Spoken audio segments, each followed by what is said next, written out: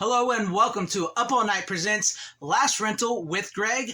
I'm Greg, and in this rental video, we will be focusing on 1988's Sorority Babes in the Slimeball Bowl-o-rama, directed by David Takotu and executive produced by Charles Band and Full Moon Pictures, starring the lovely Linnea Quigley, Michelle Bauer, and Brink Stevens. Anyways, I digress. Yes, these are three of the most legendary Scream Queen B-movie stars of all times, and they come together in this movie about a crazy little imp, a bowling alley, and some sorority sisters. So the movie essentially starts off with these three nerdy fraternity guys who go over to the local sorority house and to spy on the new pledges being pledged, and there they witness Brink Stevens and Michelle Bauer be covered in whipped cream topless and spanked by the elder sorority sisters. And then they sneak into the house and watch them shower. And I gotta admit, there's some fascinating, great shower scenes in this movie, if you know what I'm saying.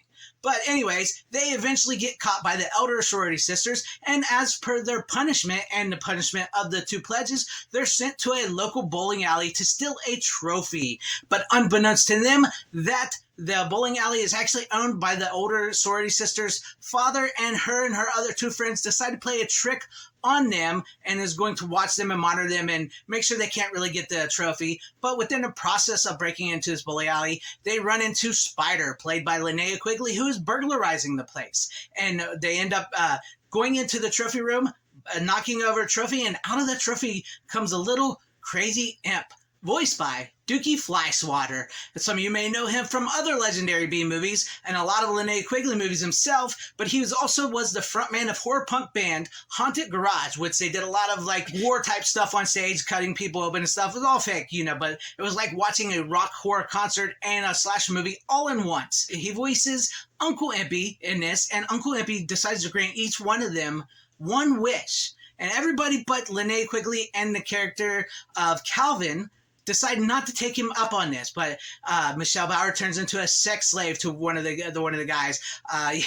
One of them wishes for gold, and he gets all these gold. But in the process, Uncle Impy also knows about the three other sorority sisters, watching them and everything. And there, within that, he turns one of them to like the Bride of Frankenstein, one of them possessed by a demon, the other one he basically kills off. And meanwhile, they are hunting the rest of these people down, the rest of the sorority girls and the nerdy frat guys throughout the bowling alley all through the night, killing them off one by one, with Uncle Impy having these crazy little quotes that epitomize 80s horror, because this is a great cheesy 80s horror movie. And then of course our hero Linnea Quigley and her nerdy fraternity guy that she ends up taking a like to save the day and defeat Uncle Impy in what is, I consider, one of the greatest full moon movies, because it's just so fun. It's so just like so 80s and cheesy and fantastic. And the fact that it only took them 12 days to film this movie at a California mall, and they were only allowed to film at night to 9 a.m. when the bowling alley opened.